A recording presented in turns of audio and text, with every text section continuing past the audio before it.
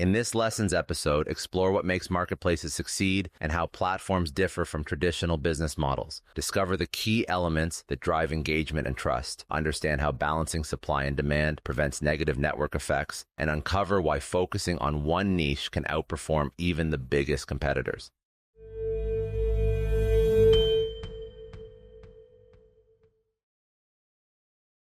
So we spoke about, so how you got your first 1,000 customers, growth after the acquisition with voices.com.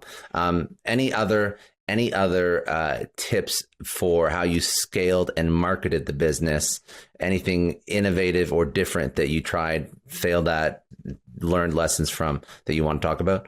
Yeah, I mean, there's, maybe just kind of breaking apart some of the marketplace dynamics, because, I often, people speak about this and then even like get the questions like, well, I actually have an idea for a marketplace in like X category, often they're like Uber for X. And it's like, okay, well, you need to understand how these things kind of work and what are those critical components. And there's four of them. And this is really inspired, to give credit where it's due, is from a great book called Platform Revolution. I highly recommend it. It's by a number of Boston College, MIT, professors. It's really well done. And they describe the difference between kind of the old traditional world pipeline business, where it's very much along a value chain and everyone's trying to take their piece of the pie and control the information and who does what and what kind of moves through. Because they're incentivized to keep it a closed system and control their part of that value chain. So the complement to that, or the modern day equivalent to that, is not a pipeline, but a platform.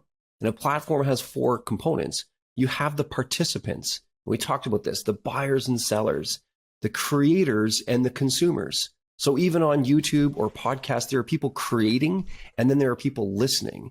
Or on Twitter, it's like 99.999% of the people are just consuming or reading content there versus the creators who are actually posting. So who are the participants? And then those participants need to actually, second, critical factor here would be sharing of information, different than, again, that pipeline where you're kind of, all those participants are holding and trying to, control the information. They actually want to, you want to enable, as a platform, owner or entrepreneur, you want to enable the sharing of information. Hence, you can go on and look at a profile of a creative talent on Voices and actually see all their historical information, jobs that they've done, their ratings, what's in their studio, all of that's, there for the taking.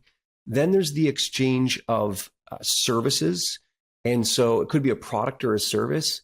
It might be purely online, like an Upwork or a Fiverr. It's a digital service, or a Voices, or it might be what's sometimes called O2O, online to offline. I start online with Lyft, I call for my ride, and then it shows up offline, right? Or I start online with Grubhub or Seamless, and then the meal actually shows up offline. And then the last one would be the exchange of currency. And I use the term currency specific. I'm not saying money, although that could be that. It's what most people think of. And as a true platform, you actually have to enable commerce to happen. And that might be capturing the payment up front, processing the payment, and paying out that service provider or that, that supplier, if you will, on for work well done. If it's one of these kind of creative, let's call it content platforms, YouTube or Twitter even, then the currency is actually more social currency. And that would be gathering likes and favorites and even kind of ratings and reviews. And so it's these four components that make a platform successful. And the absence of any one of those almost devolves into just purely a directory. You're not really facilitating interactions. It's just to kind of go glean information, but the actual transaction or interaction happens elsewhere. It's like the platform covers all of that. So, again, that's I think a great way to think about how to structure the key components of a business, especially a lot of services businesses are trying to move into reinventing themselves as a platform. That's how I would think about it, and how having kind of built it and stumbled upon those, and then reading about it in a book and over a weekend, I'm like, oh my goodness, that could have saved me a decade right there and then. What do you think is the number one thing when somebody's building a platform that people don't get right out of those 4 items? Is there one that stands out more than others? You probably don't appreciate the need to have supply and demand.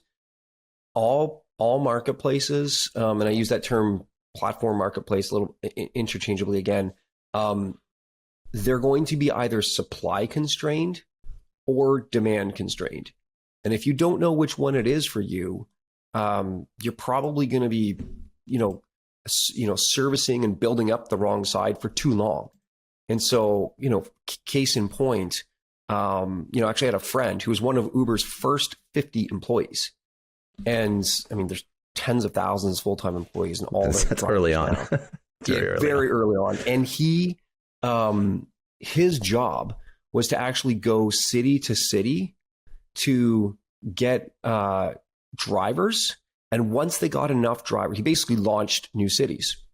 And once they got just enough drivers, that they immediately changed gears to, he would place these cards. It was almost like business cards in hotel front desks. And it would just say like your first ride free up to $50 or whatever it was. And that's just to get this flywheel going, the flywheel of network effects. And, you have to know when do you have enough supply in order to change? And then you got to go all in on the other side. So knowing what side's constrained, it's not prescriptive. It's different for it's not to say, oh, well, it's always the demand that's constrained. Sometimes it's the supply. I mean, Airbnb for a long time had a hard time having enough people willing to open up their doors and welcome in strangers, right? Welcome in new guests.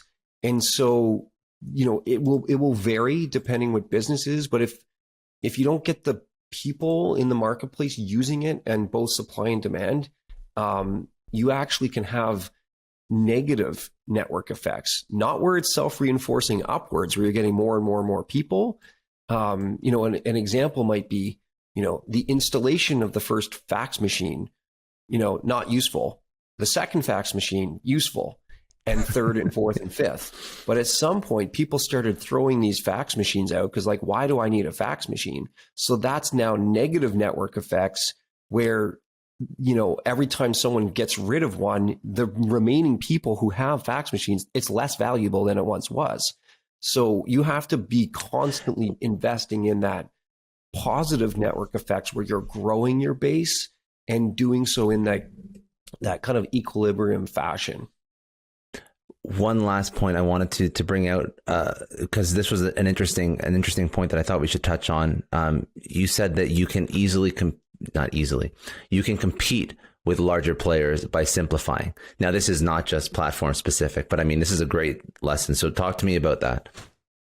Well, let's talk about, the definition of strategy, right? And which is, this might sound incredibly academic. I've had the great experience of doing some executive education as well over the last couple of years.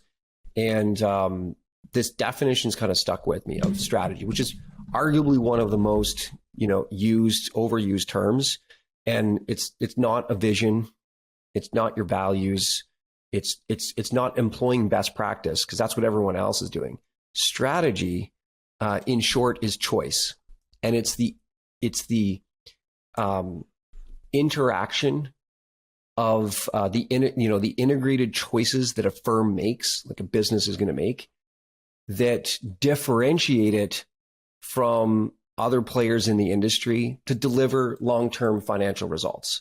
So the integrated set of choices, what are the choices that you're going to make as a business that are different than someone else? And that can, we're talking about simplification. If the, big brand co in your space is really overcomplicated, they serve the high end of the market, well, you go and carve out some other end of the market. Maybe it's a specific vertical. Maybe it's a subsegment of the customer base. And so, again, for us at Voices, early on, it was, Upwork or Elance and Odesk, two big freelance sites combined, become Upwork, this massive $5 billion,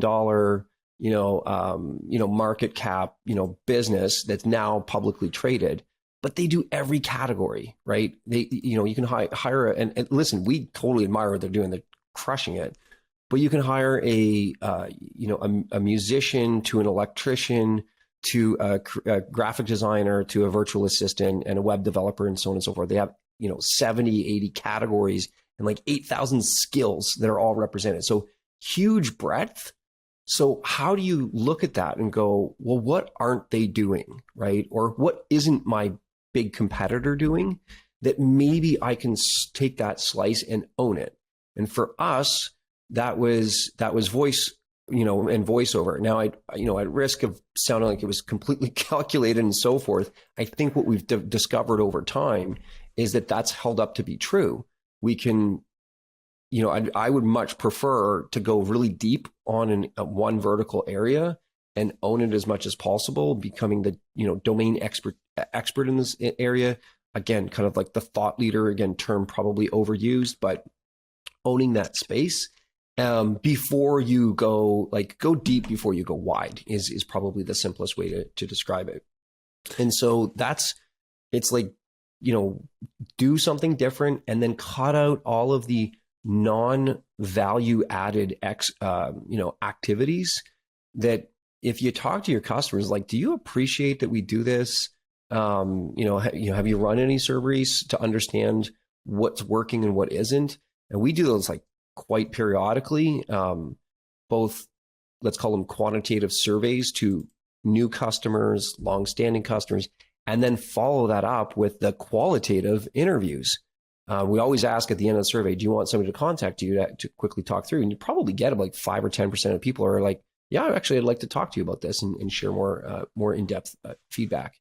So and then it's those kind of key findings that you can do that differentiate and figure out those places where you can get your business to be a little bit simpler. Thanks for tuning in. If you found this valuable, don't forget to hit that subscribe button so you never miss an episode. And if you want to dive deeper into this conversation, check out the links in the description to watch the full episode. See you in the next one.